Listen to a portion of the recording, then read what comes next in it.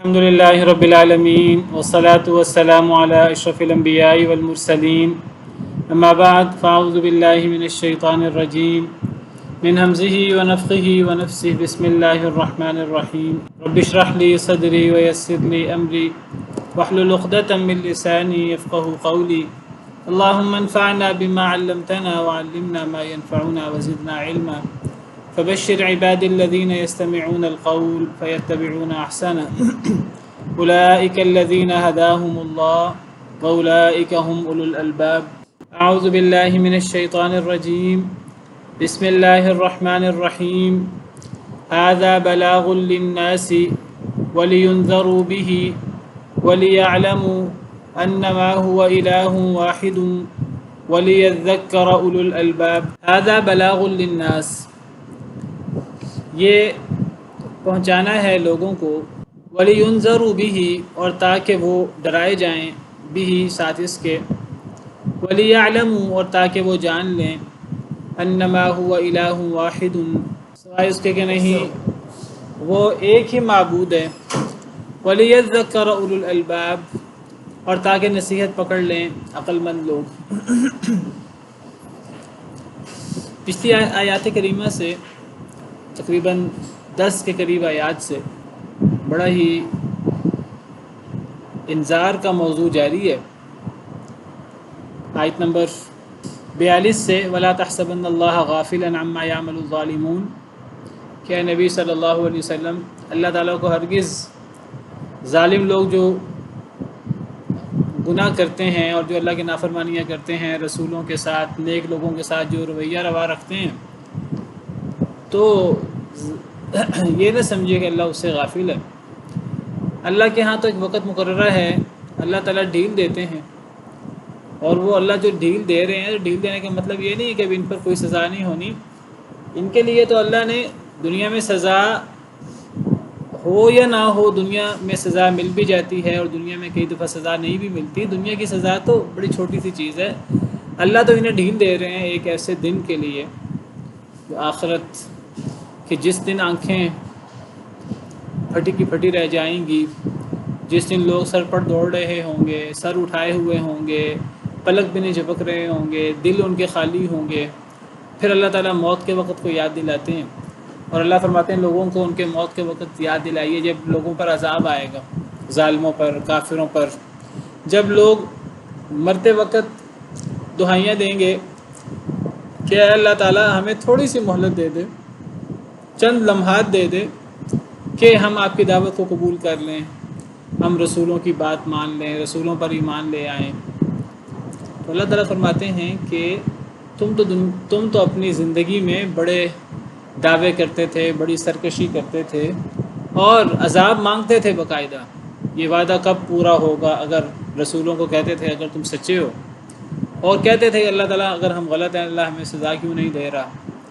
اور اللہ کے ساتھ جنگ اور اس قسم کا رویہ رکھتے تھے۔ پھر اللہ تعالیٰ نے ذکر کیا ہے کہ اللہ تعالیٰ نے جو رسولوں سے وعدے کیے ہیں کہ اللہ مومنوں کو دنیا اور آخرت میں فتح یاب کریں گے اور کافروں کو اللہ دنیا اور آخرت میں ذلیل کریں گے، رسوا کریں گے، عذاب سے دوچار کریں گے۔ اللہ کبھی بھی رسولوں سے کیے گئے ان وعدوں کی خلاف ورزی نہیں کریں گے۔ اللہ تعالیٰ کافروں کو سزا دینے پر، مومنوں کو غالب کرنے پر اللہ پوری طرح غالب ہے اور اللہ تعالیٰ کافروں سے انتقام لینے پر پوری طرح قادر ہے۔ پھر اللہ تعالیٰ نے آخرت کی منظر کشی کی، جہنم کی، کہ کس طرح کافروں کو جہنم میں ڈالا جائے گا اور کس طرح کافروں کو سخت قسم کے عذاب دیے جائیں گے، کس طرح وہ جکڑے ہوئے جہنم میں پھینکے جائیں گے اور کس طرح ان کے کپڑے گندگ کے ہوں گے اور چہروں پر آگ چھا رہی ہوگی۔ اور اللہ تعالیٰ سخت ترین عذاب جو اللہ بیان کرتے ہیں قرآن کریم میں کئی جگہ پر اللہ یہ بیان کرتے ہیں، تو کئی دفعہ یہ کسی کے دل میں یہ سوال آ سکتا ہے، یہ اشکال آ سکتا ہے کہ اتنی سخت سزا، اتنی سخت سزا تو اللہ نے اتنی سخت سزائیں کیوں رکھی ہیں؟ اللہ تعالیٰ تو اپنے بندوں پر رحم کرنے والے ہیں اور اللہ نے اپنے لیے رحمت کو لازم کیا ہوا ہے۔ تو اللہ اس کا جواب دیتے ہیں کہ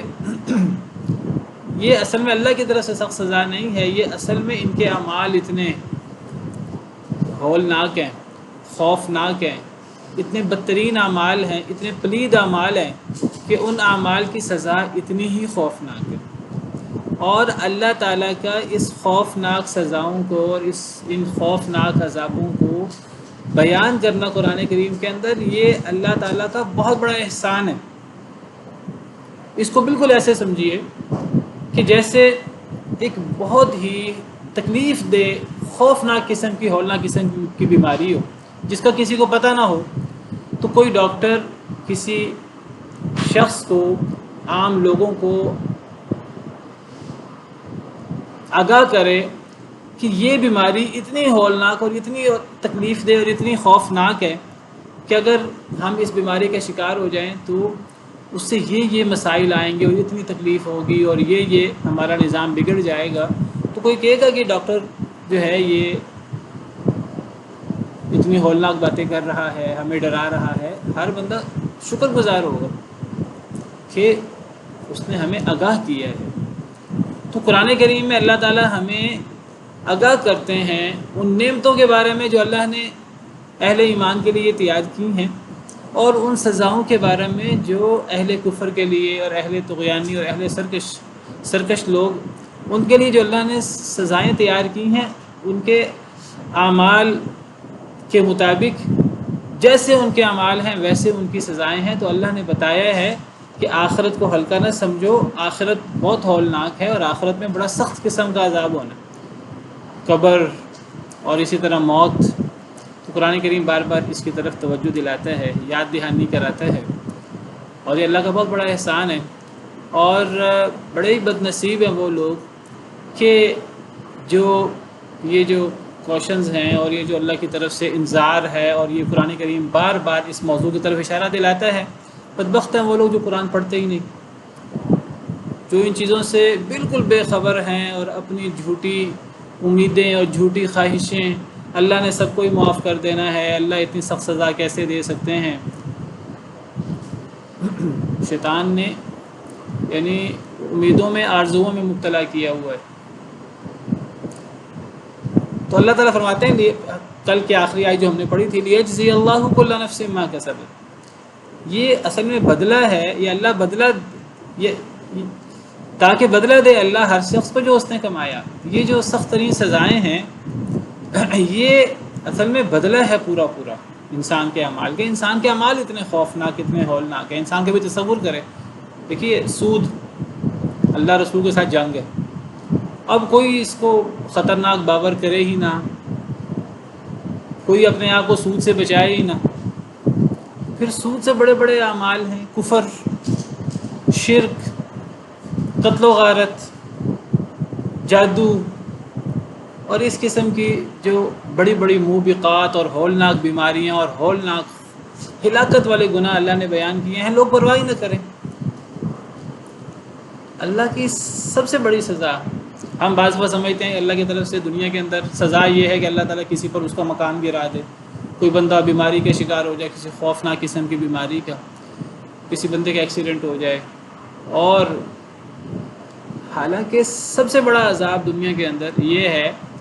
کہ ایک شخص گناہ کر رہا ہو اور اسے احساس ہی نہ ہو رہا ہو کہ میں گناہ کر رہا ہوں، اس کے برے اعمال اس کے لیے مزین کر دیے جائیں شیطان کی طرف سے، اور وہ سمجھے کہ میں اچھے اعمال کر رہا ہوں۔ حالانکہ سب سے زیادہ نقصان اٹھانے والے لوگ وہ ہیں جو گناہ کر رہے ہوتے ہیں اور وہ سمجھ رہے ہوتے ہیں ہم نیکی کر رہے ہیں۔ قل هل ننبئكم بالاخسرین اعمالا الذین ضل سعیهم فی الحیاۃ الدنیا وهم یحسبون انهم یحسنون صنعا۔ تو قرآن کا جو سب سے بڑا احسان ہے ہم پر، نبی کریم صلی اللہ علیہ وسلم کو سب سے بڑا احسان ہے کہ وہ ہمیں اس غفلت کی نیند سے جگاتے ہیں اور ہمیں ہر دم اللہ کا ڈر، اللہ کی یاد، آخرت، موت اور یہ چیزیں یاد دلاتے ہیں۔ تو اللہ فرماتے ہیں ھذا بلاغ للناس، یہ لوگوں کے لیے ایک بلاغ ہے، ایک پیغام ہے لوگوں کے لیے۔ یہ پیغام ہر وقت ہر شخص کو اس پر توجہ دینی چاہیے، اس پر غور کرنا چاہیے۔ لیکن میں پھر کہوں گا کہ یہ پیغام اور یہ اعلان یہ اس شخص کے لیے جو قرآن پڑھے گا۔ کتنا بڑا احسان ہے اللہ کا ان لوگوں پر جنہیں اللہ تعالیٰ قرآن پڑھنے کی توفیق دے دیتے ہیں، جو قرآن پڑھتے ہیں، جو قرآن سمجھنے کی کوشش کرتے ہیں، قرآن کریم کی کلاسز جوائن کرنے کی کوشش کرتے ہیں، جو نیک لوگوں کی مجلس میں بیٹھنے کی کوشش کرتے ہیں، تو اللہ کا کتنا بڑا احسان ہے کہ یہ ساری باتیں جو مستقبل میں پیش آنی ہیں، جس پر ہمارا ایمان ہونا چاہیے بحیثیت مسلمان، ایمان بالغیب ہمارا، یہ جیسے اللہ نے فرمایا ہے، جیسے نبی صلی اللہ علیہ وسلم نے ہم تک یہ باتیں پہنچائی ہیں اللہ کی طرف سے، یہ 100% ایسے ہونی ہے، لیکن ہم ان سے غفلت میں ہیں اور ہم انہیں بھولے ہوئے ہیں اور ہم غفلت کی نیند سو رہے ہیں۔ اچانک ہی اللہ کی طرف سے مہلت ختم ہو جانی ہے، کسی وقت یہ چلتی سانس جو ہے اس کی ڈوری ٹوٹ جانی ہے، کسی وقت موت کے فرشتے کو حکم ہونا ہے اس کی روح قبض کر لی جائے، وہ پھر وہ وقت نہ ایک لمحہ آگے ہوگا نہ ایک لمحہ پیچھے ہوگا، کیونکہ ہمیں موت کا پتہ نہیں ہے، تو ہمیں ہر وقت موت کی تیاری کرنی ہے، ہمیں ہر وقت اللہ سے ملنے کی تیاری کرنی ہے۔ اور بڑے بدبخت ہیں وہ لوگ جو یہ پڑھتے ہی نہیں، جن کو یہ پڑھنے کا موقع ہی نہیں ملتا۔ تو اللہ فرماتے ہیں ھذا بلاغ للناس، یہ پہنچانا ہے لوگوں کو، یہ لوگوں کے لیے ایک پیغام ہے، یہ لوگوں کے لیے ایک اعلان ہے، وَلِيُنذَرُوا بِهِ، تاکہ لوگ ڈرائے جائیں اس کے ذریعے، اس سے لوگوں کو ڈر جانا چاہیے۔ اس قسم کی آیات پڑھ کر اللہ تعالیٰ لوگوں کو بلا وجہ نہیں ڈرانا چاہتے، یہ سب سے بڑی حقیقت ہے۔ نبی کا سب سے بڑا کام ہی ڈرانا ہوتا ہے، قرآن کا سب سے بڑا کام ہی ڈرانا ہے، اور یہ ڈرانا کتنا فائدہ مند ہے ہم انسانوں کے لیے، یہ غفلت کی نیند سے جگانا کتنا فائدہ مند ہے۔ اللہ تعالیٰ نبی صلی اللہ علیہ وسلم کو حوالے سے فرماتے ہیں قُلْ يَا أَيُّهَا النَّاسُ إِنَّمَا أَنَا لَكُمْ نَذِيرٌ مُبِينٌ، اے نبی صلی اللہ علیہ وسلم آپ اعلان کر دیجئے، اے لوگوں میں تم سب کی طرف واضح ڈرانے والا ہوں۔ قرآن کے حوالے سے اللہ فرماتے ہیں تبارک الذی نزل الفرقان علی عبدہ لیکون للعالمین نذیرا،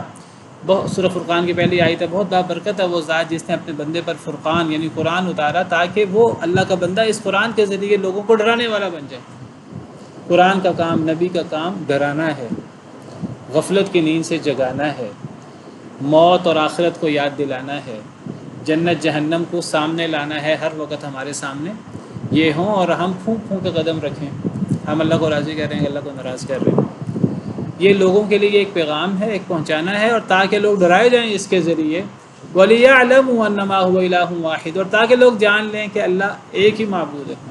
کہ قرآن کریم ایک تو ہمیں آخرت یاد دلاتا ہے، آخرت کی نعمتیں بھی اور آخرت کے عذاب بھی، اور قرآن کریم ہمیں اللہ کی عظمت اور اللہ کی توحید کے بارے میں سب سے زیادہ بتاتا ہے۔ ہمیں اس سے پتہ لگتا ہے کہ اللہ ہم سب کے معبود ہیں، اللہ ہم سب کے رب ہیں، مالک ہیں، خالق ہیں، اور اللہ وحدہ لا شریک ہیں جو عبادت کے لائق ہیں، اللہ کے علاوہ کوئی معبود برحق نہیں ہے۔ وَلِيَذَّكَّرَ أُولُو الْأَلْبَابِ، اور تاکہ نصیحت پکڑیں عقل مند لوگ، یہ اللہ نے اس لیے یہ نصیحت کی باتیں ہیں۔ ھذا بلاغ سے مراد، بعض مفسرین کہتے ہیں پورا قرآن مراد ہے ایز اے ہول، بعض مفسرین کہتے ہیں مخصوص طور پہ یہ جو آخری آیات ہیں، آخری رکوع ہے پورا، آیت نمبر 42 سے لے کے آیت نمبر 52 تک اسپیسیفک، یہ مخصوص آیات بھی اور دیگر قرآن کریم کے آیات بھی، یا تو یہ جو آیات ہم پڑھ رہے ہیں ان آیات کی طرف اشارہ ہے جس میں موت کا ذکر ہے، جس میں آخرت اور آخرت کے عذابوں کا ذکر ہے، یا پھر پورے قرآن کی طرف اشارہ ہے، دونوں تفسیریں ہو سکتی ہیں۔ تو یہ لوگوں کے لیے ایک پیغام ہے تاکہ لوگ ڈرائے جائیں اس کے ذریعے، اور تاکہ لوگ جان لیں کہ اللہ تعالیٰ معبود برحق ہیں اور اکیلے ہیں، اور تاکہ عقل مند لوگ نصیحت پکڑیں۔ اس سے پتہ لگتا ہے کہ قرآن کریم کو صرف وہی پڑھتا ہے،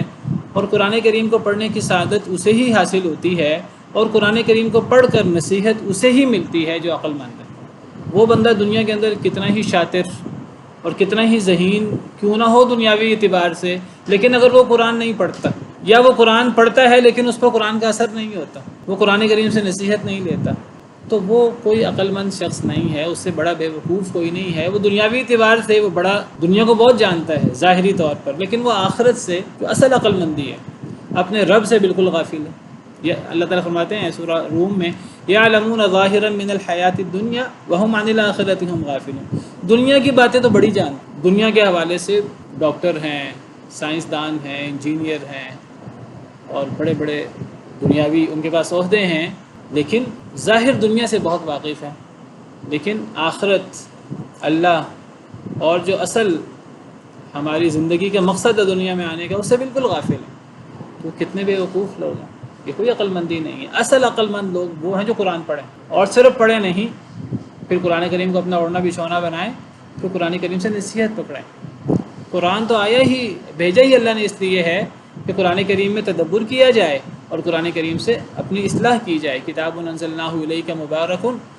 یہ ایک کتاب ہم نے نازل کی ہے، بڑی بابرکت کتاب ہے. لیدبروا آیاتہ، تاکہ لوگ اس کی آیات میں تدبر کریں. ولیتذکر اولو الالباب، تاکہ عقل مند لوگ نصیحت پکڑیں. تو اللہ کے نزدیک دین میں عقل مند لوگ ہیں ہی وہ جو قرآن پڑھیں، قرآن سیکھیں اور قرآن کے مطابق قرآن کو اپنا اوڑھنا بچھونا بنا لیں اور قرآن کے مطابق عمل کریں، نصیحت حاصل کریں. تو یہ سورہ ابراہیم یہاں مکمل ہوتی ہے. سبحان ربک رب العزت عما یصفون وسلام علی المرسلین والحمد للہ رب العالمین.